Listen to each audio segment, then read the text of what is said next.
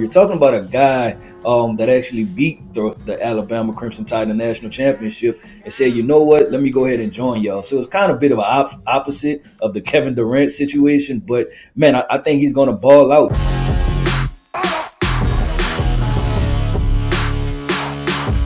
What's going on, everybody, and welcome to yet another TDN 100 video with Draft Network's scouting department. We are all here to talk about some transfers. The transfer portal is more impactful now than it has ever been in college football, and as we are looking for the most impactful draft-eligible talents, we've zeroed in and lasered in on some transfers from this past offseason who are ranking very highly in our TDN 100 consensus rankings for the best 100 players eligible for the 2023 NFL Draft. So let's talk transfers. And Brentley, I'm going to start with you. When you kind of review the top names on the TDN 100 and you see the ones who have that little asterisk next to their name for transfers, who's the name that you're most excited for that you could make a huge impact this upcoming season? I'm tempted to go with an Oregon Duck here, but I'm going to speak from the heart, and it's going to be Alabama running back Jamal Gibbs. I think out of all the transfers, I think he's the one that's really going to make the biggest impact. This is a guy who's coming over from Georgia Tech, sensational freshman year. Had a little bit of a down year last year as a sophomore, but the talent here is undeniable. You think about his explosiveness, his ability to make people miss in the open field, his ability just to really score the ball anytime he touches the ball. And the offense is already loaded in Alabama with this offensive line, with Bryce Young, with some of the receivers. I think Jamal Gibbs is the kind of talent that can take this offense to the next level. And so you're playing for Bama, you're playing for national championships, and I expect Jamal Gibbs to have a big impact for Bama this season. Yeah, Brentley, no surprise here. Top 8 ballot for Jamal Gibbs in your eyes. So nice job passing on the SCO Ducks and going with your rankings here. But Damian, I'm going to kick things over to you next. Transfer player you think has a chance to make a huge impact this year, whether it is Gibbs or it's somebody else.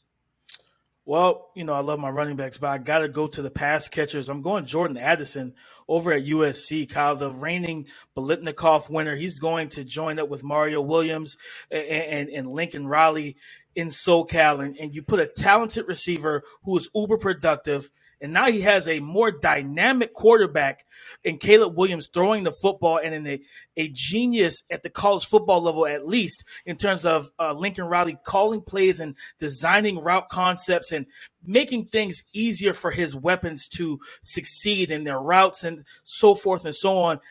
Jordan Addison is going to have a tremendous year in the Pac-12 for a team that's trying to make their name back in the national prominence and make themselves a playoff contender. If Jordan Addison comes in and does what we know that he's capable of doing with this offense, with that quarterback, that head coach, like he can have a tremendous impact on where USC finishes the season. DP, a guy after my own heart. That's a player that I had ranked very highly, and I got a short list though, so you won't snipe me on all my names. But Keith, I'm going to come to you next because I'm interested to know if you're going with another wide receiver. With a transfer player set to make a big impact. I'm definitely going with another wide receiver. I'm going back to the Roll Tide. I'm going with my guy, Jermaine Burton. He's going to have an instant impact. You're talking about a day one starter. You're talking about a guy that actually beat the Alabama Crimson Tide in the national championship and said, you know what, let me go ahead and join y'all. So it's kind of a bit of an opposite of the Kevin Durant situation. But, man, I think he's going to ball out. Bryce Young needs weapons. He needs receiver help. We've seen how that looked without John Mechie and Jamison Williams in a national championship game. So I think he will step in there immediately and play really good football. So there's definitely a guy that I have circled as a guy that can jump up and be an instant impact guy as a transfer. Joseph, same question. Well, first of all, I'll tell you what, I lost my life savings because I bet it all on Brentley Weissman going with Christian Gonzalez, Colorado to Oregon. But I do want to talk about a different Pac-12 player, and that is Mohamed Diabate, the linebacker coming from Florida, going to Utah. And we've been talking about this linebacker class and how we really like the top of it. We got 3 guys graded close to that first round, and we're looking for more guys that can really make a jump. And Diabate is a player that I am excited to see in this Devin Lloyd role for the Utah defense. You watch Diabate at Florida, and Florida's defense as a whole had some problems, but it wasn't because of Diabate. This is a rangy dude, super athletic, love his closing speed, love his urgency. And for a guy that profiles well to being a space player that can help you in coverage and win outside the numbers, he can really rush. He can really blitz, and he had some opportunities at Florida to play on the edge and attack the pocket from that angle. We've seen him deployed kind of rushing the A-gaps. He can do a lot in that regard, and he's just a physical player that can do everything, is athletic, and I think that's what excited us so much about Devin Lloyd when we watched him at Utah. It was, hey, this guy kind of does everything and just makes a ton of plays, and Utah puts him in that type of position. If Diabate gets that same opportunity like I think he's going to, I think he's going to be one of the most impactful transfers and a guy that could really elevate himself in this linebacker class where we need some help there. I'm going to go with a top name that's a little bit further down. He checks in 75th for us, and that's Notre Dame safety Brandon Joseph. This time last year, we were super excited at TDN about Brandon Joseph coming off of his redshirt freshman season and playing against Garrett Wilson in the slot in the Big Ten championship game and the brilliant interception that he had in that contest. And the ball skills are super evident with Brandon Joseph.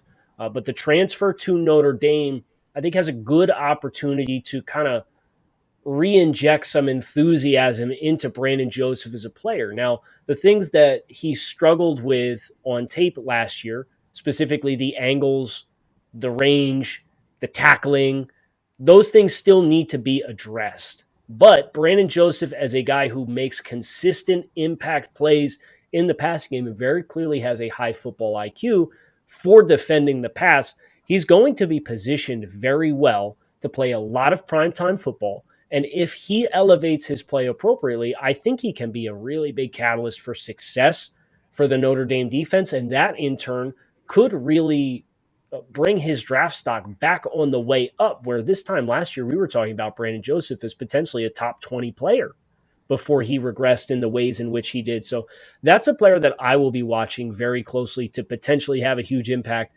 And I want to give us a chance to talk about a couple of other names as well. We've oozed praise on Tyler Harrell, the wide receiver at Alabama, transferring from Louisville for his physical skills. But Brentley, I'm going to come back to you and give you a chance to talk about that Oregon Duck that you passed on in Christian Gonzalez. So tell everybody a little bit about Christian Gonzalez transferring from Colorado to Oregon and what they can expect in his skill set this year. Yeah, Christian Gonzalez was a name that I wasn't too familiar with, and that's pretty surprising how I'd like to say I'm locked in on Pac-12 football, but he was a 2-year starter at Colorado, earned honorable mention All Pac-12 last year as a true sophomore, and really since the minute he stepped onto the field in Boulder, he's been sensational. He's been the number one corner for the Buffaloes. He's a height, weight, speed kind of player, 6'2", a little less than 200 pounds, outstanding athlete, really good mirror ability for a longer corner. Just overall, just very, very solid in coverage, and his upside with his physical gifts is through the roof. And so, he's a guy that Dan Lanning, the new head coach of Oregon, definitely prioritized and bringing in. Oregon has an outstanding front seven this year, and the biggest question mark for this defense was their secondary. So to be able to land a player like Gonzalez, who has legit first-round potential, is unreal, and it's really gone under the radar. And so you add a potential first-round player with a Noah Sewell, a DJ Johnson, a Justin Flo. This has the makings of a very talented defense. And, if Gonzalez can kind of take that next step, this defense could be, one of the best in college football. The last name that I wanted us to get a chance to mention too, and Joe, I'll come here because you have him rated the highest aside of Brentley, and Brentley's going to have to share the microphone, unfortunately. So, Joe, I'm going to come to you here. Eric Gilbert, the tight end at Georgia, transferring in. Georgia, of course, they lost George Pickens to the draft. Jermaine Burton transfers to Alabama. You have already a couple of other tight ends, including Brock Bowers, who's not eligible for this year's class, in that room. But Gilbert comes in potentially as a guy who could really get a lot of volume in the passing game because the wide receiver group lost the players that it did last year, and you have him rated 38th on your TDN 100 ballot. Yeah, I love the physical profile with Eric Gilbert. I mean, just an unreal physical specimen in terms of height, weight, speed, and that's the appeal there. It's what this guy can bring to an NFL passing offense and be a mismatch player and really stress the seam and stress the middle of the field and give you yards after catch ability from the tight end position. And you mentioned it, the Georgia offense is going to be really unique because he's not the only good tight end they have. I mean, Brock Bowers is unreal, kind of their lead player, and they got Washington as well as in that group. Three really, really top talented tight ends and a lot of turnover when it comes to that wide receiver core. And so, Georgia's going to play good defense, and then they're going to run the football, and they're going to throw the ball to these tight ends. And so, the production and how the targets are distributed is going to be really, really interesting. And Brock Bowers certainly deserves to be the focal point of that passing game. But Eric Gilbert as a complementary player in that offense and the skill set that I think he has and what he'll showcase this year, and teams are going to be really interested in having that because this is that type of presence that any NFL passing game is going to want just based on what he brings physically. And so that's the draw there. And, I, as the bet on traits guy, I really loved what I saw watching him play college football and can't wait to see him in this Georgia offense. That is just a few of the transfer names that you need to be keeping an eye on as potential impact players this season in college football. Make sure you check out thedraftnetwork.com to see the full TDN 100 list, the consensus top 100 players eligible for the 2023 draft according to these 5 gentlemen here. And check out the Draft Network for all of your football wants and needs as this football season gets underway.